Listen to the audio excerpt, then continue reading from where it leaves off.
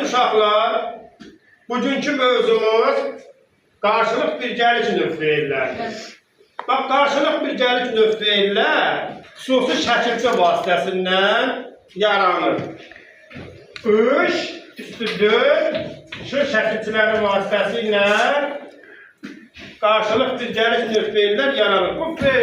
Bu növ feillər feili qrammatik növ növlərində qarşılıq növ daridir, birgəlik növ daridir. Amma ümumi birlikdə bunlar qarşılıq birgəlik növ adlanır.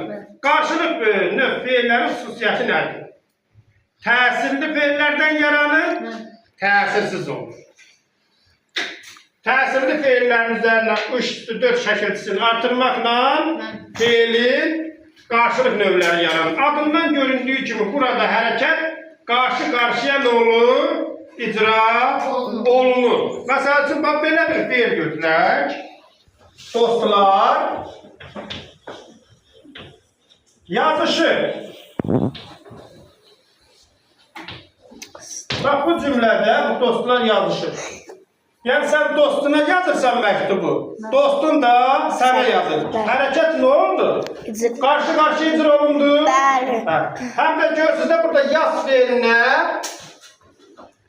iş şəkilçisini nə eləmişik? Artırmışıq. Yaz feili təsirli feil. Yaz nəyi? Dəftəri, kitabı, məktubu yazışır. Nə? Kim? Dostlar. Görürsünüz burada yaz feili təsirlidir. Anın obyekti ismin təsirli qalındadır. Yazış feili isə təsirsizdir. Obyekti ismin adlı qalındadır. Aydındır? Deməli, qarşılıq növ feillər təsirli feillərə 3-4 şu şəkilçisini artırmaqla nə olur? Yaranır, hərəkət qarşı-qarşıya icra olunur. Məsəl üçün, başqa bir misal çəkək.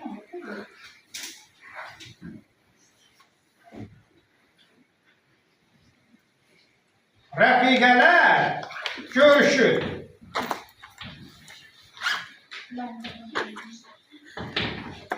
Hərəkət burada şəxsən qarşı-qarşı icra olunur. Rəfiqələr görüşür. Bu onun qucaqlıq bağrına basır, o da bunu.